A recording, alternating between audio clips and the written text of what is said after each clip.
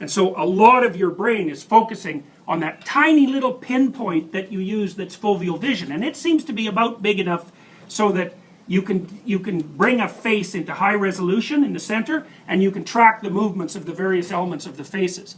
If you look at someone and you look about 18 inches to their left or to the right, you'll see that you can't see their nose anymore. You see kind of a vague outline of their face. You can still see the color. You can detect their eyebrows, and you can detect their mouth, especially if their mouth moves or their eyes move. You just zero in on that right away. And again, so what's happening is that way out here, your vision is incredibly low resolution, and then the resolution increases to the center where it's very, very high. And then there's some tweaks, like, okay, you can't really see out here, but you can see motion. And that's good enough, because as soon as something moves, you can turn your head, because you can turn your head and your eyes, and then you can focus that little pinpoint on it and dance around, because that's what you do with the pinpoint. It moves around very rapidly. And then you can scan that central area with high resolution. And so it's an efficient use of limited resources. So partly the way that you manage in the world, which is very, very complicated, is that even your senses simplify it for you. You know, you can't see the entire spectrum of electromagnetic radiation. You can only see the visual light spectrum. It's very narrow. There's a whole range of sounds you can't hear. There's things you can't smell. So, you know, you're in a box and some things get through, but not everything. So that simplifies things for you right off the bat.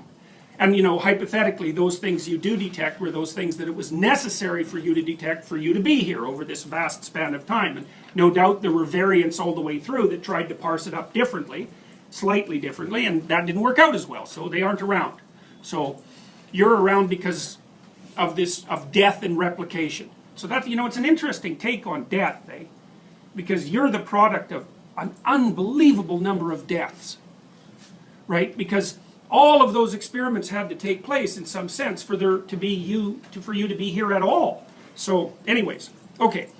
Then, so you can see with your central vision that you focus in on one point and then you reduce the others to low resolution representations, maybe even cartoons.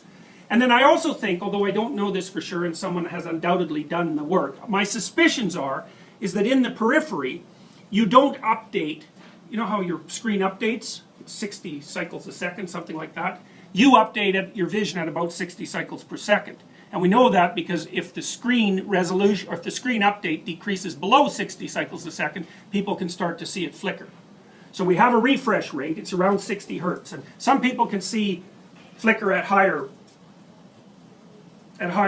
hertz than that, but most people can't. 60 is about right. So that's another way that you deal with the fact that there's way too much for you to deal with. Your temporal resolution isn't very high. You know, so the smallest meaningful event for you is about 1/10 of a second long. Now, if you're in a car accident or you're in some situation where it's an emergency and you get a massive burst of dopamine, you might be able to speed that processing up by 100-fold. Who knows? But you're going to be absolutely exhausted instantly when you do that. I don't know if you've ever experienced that in a car accident or something like that, but people often report that time slows down dramatically, but then afterwards they're done. So the reason you don't see 1,000 times as fast as you do is because you'd have to be eating like a hummingbird, right? You need a big vat of nectar attached to you, and you'd be just sipping on it or gulping it down non-stop. So you're also kind of restricted in terms of your temporal resolution. Okay, well then what else do you do to simplify the world? Well,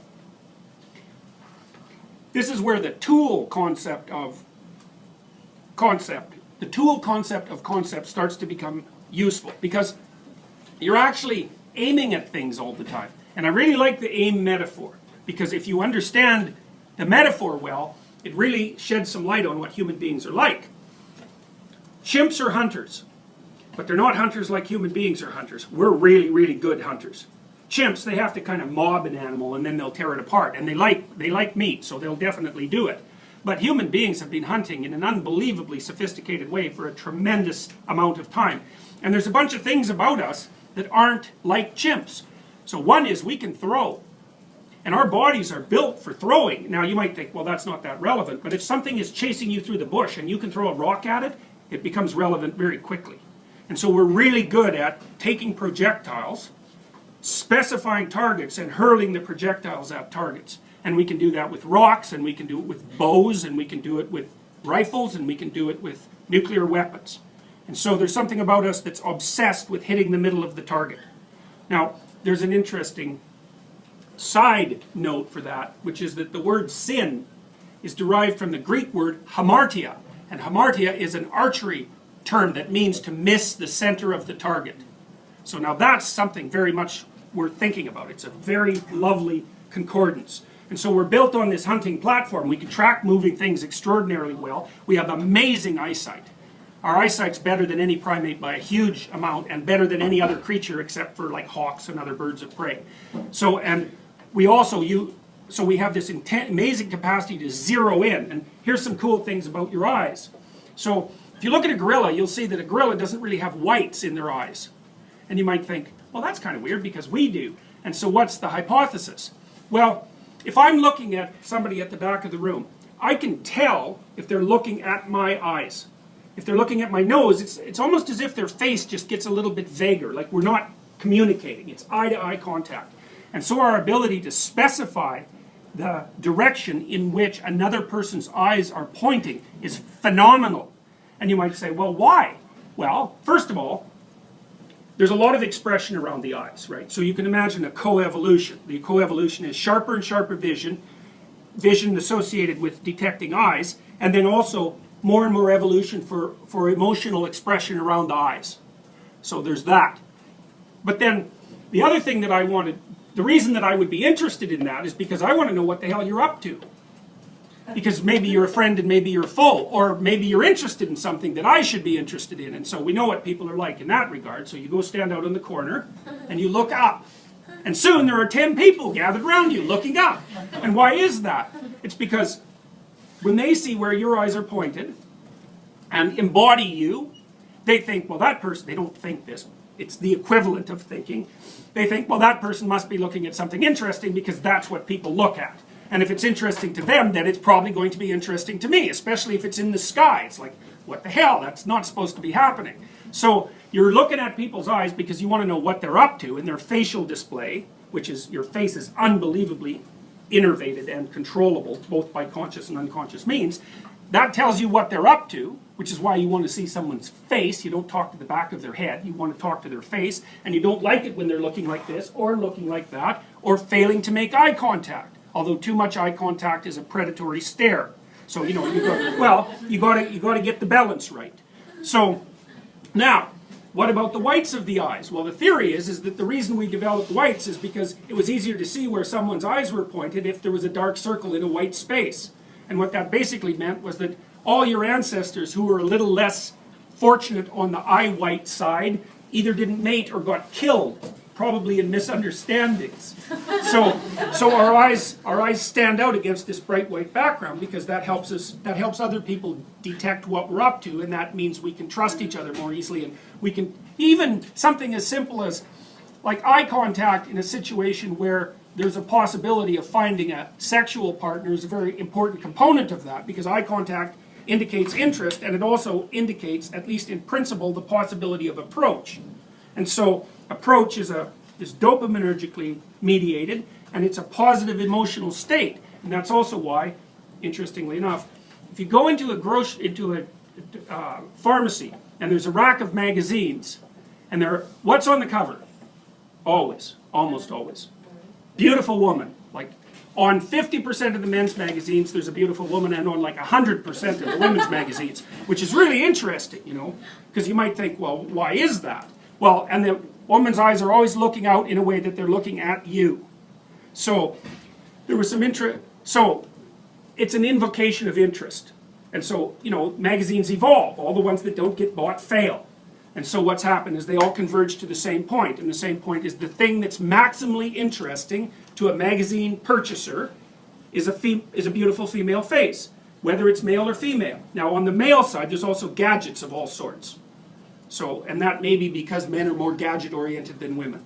So, anyways. And we also know that, for example, with men, if you show them, this is a funny little study, so you show them the face of a beautiful woman, and her eyes are looking that way, or this way, or they're looking right at him. you can check the activity in the dopaminergic center in a place called the nucleus accumbens, which is the same place that cocaine hits. Face on eye contact, that thing lights up. It lights up even more if she's wearing a red dress. Right, and you can get the same kind of lighting up with a red curvy sports car. Yeah. So it's, you know, my thought when I read that was the perfect situation is like a beautiful girl dressed in red, perched on a sports car with some cocaine. Why red? Why red? Why red? Yes. That's a good question. I'm not exactly sure why. Oh, that's wrong. I do know why red. Ripe fruit. Women have co-evolved with ripe fruit. It's very sneaky of you, by the way. So that's why you know that too. You just have to leaf through a women's magazine, and the lipstick is always associated with like apples that are glistening in some way, or a peach or something like that.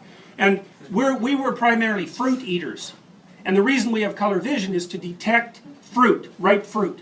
And so part of the reason that fruit turns red or colored when it ripens is because the fruit that was successfully eaten by creatures that distributed the seeds was the fruit that was ripe when it was eaten. And so as the color vision evolved, maybe there was a red tint for God only knows what reason, then a positive feedback loop developed, and fruit got redder and redder, and at the same time, women capitalized on that. So that's partly, I think, what explains the association between Eve and the apple in Genesis. Because Genesis is also a story about gaining sight. So, yeah, so that's why red. So that's pretty funny. I really think that's pretty funny. So, you know, evolved sensory significance is absolutely everywhere, you know, and it's so deep inside of us. Yeah. I'd have to wonder about blood, too. It seems like it also... Oh, yeah. Red's a significant color. But I think, I mean, and it's funny, too, because say there's a flushed face. Well, that means it's infused with blood. It's also a sign of health. It's also a sign of sexual arousal, but it is a sign of health. And so you see, in old Coke ads from the 1930s, the girl's cheeks are so red that, you know, it looks like she has a fever. So it's often a form of sexual signaling that indicates health. So that's another part. I mean, these are multiply determined, right? It is anything as complex as vision. Yeah, and blood means, hey, maybe don't go there. Or maybe it means there's something to eat. Right.